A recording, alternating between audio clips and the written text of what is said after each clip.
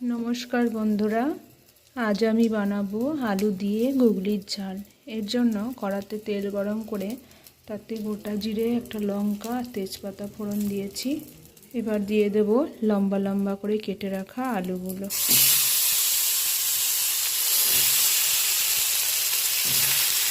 আমি এর মধ্যে কয়েক টুকরো পেঁপেও দিয়েছি, আপনাদের ইচ্ছা না হলে পেঁপেগুলো স্কিপ করেও দিতে পারেন। কিছুটা নুন ছড়িয়ে দেবো।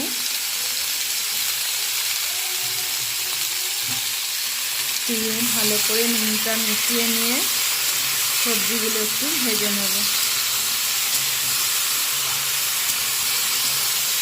বেশি ভাজতে হবে না, হালকা করে ভাজলেই হবে। এখানে আমি 250 গ্রাম গুগলি ভালো করে বেছে ধুয়ে ভেজে নিয়েছি।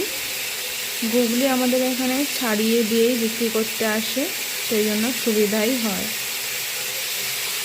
আর এখানে মশলাটা তৈরি করে রেখেছি। 2টো পেঁয়াজ, 1 ইঞ্চি মতো আদা আর 6টা কাঁচা লঙ্কা দিয়ে পেস্ট করে তার মধ্যে 1/2 চামচ হলুদ গুঁড়ো, 1/2 চামচ জিরে গুঁড়ো, 1/2 চামচ ধনে গুঁড়ো দিয়ে সব একসাথে মিশিয়ে রেখেছি।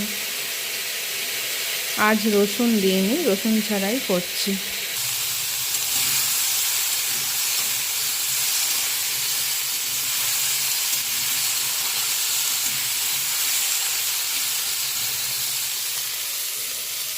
মোটামুটি সবজিগুলো হালকা লাল করে ভাজা হয়ে গেছে। এবার মশলাটা দিয়ে দিলাম।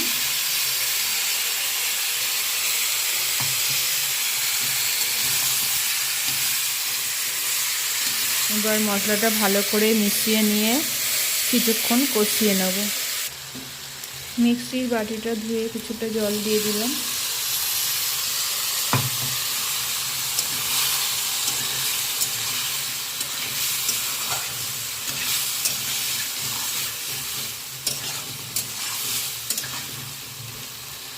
ভালো করে মশলাটাকে কষতে হবে, গ্যাসের আঁচটা মিডিয়াম ফ্লেমে দিয়ে। মশলা ভালো করে না কষলে তরকারির টেস্ট ভালো হয় না, তাই একটু ধৈর্য ধরে কষতে হবে মশলাটা।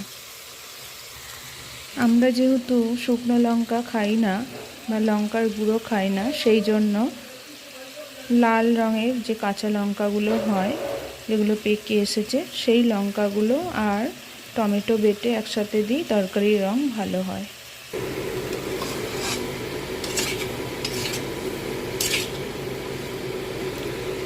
মশলাটা সবজির সাথে ভালো করে কষা হয়ে গেছে। এবার ভেজে রাখা গুগলিগুলো দিয়ে দেবো। গুগলিগুলো দিয়েও মশলার সাথে একটু কষে নেব।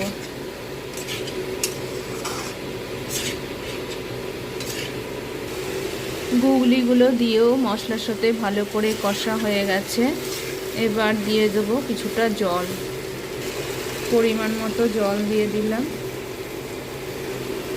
আলু পেঁপেটা যাতে ভালো করে সিদ্ধ হয়ে যায় সেই মতো জল দিয়ে দিলাম। এটা তো ঝোল হবে না বেশি, একটু মাখা মাখা হবে, তাই অল্প জলই দিলাম।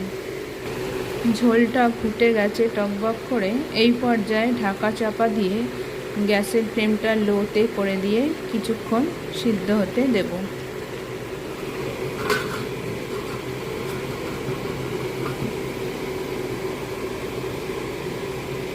গুগলির ঝালটা আমার হয়ে গেছে।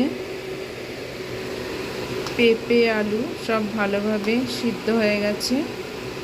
গুগলিগুলোও ভাজার সময় তো সিদ্ধ হয়েই ছিল, আবার কিছুক্ষণ সিদ্ধ হয়ে গেছে। একটু নুনটা চেক করে নেব, দিয়ে খানিকটা গরম মশলা ছড়িয়ে দেব। নুন ঠিক আছে, আর গুগলিটাও খুব ভালোভাবে সিদ্ধ হয়ে গেছে। এবার 1 চুটকি গরম মশলা দিয়ে মিশিয়ে নেব।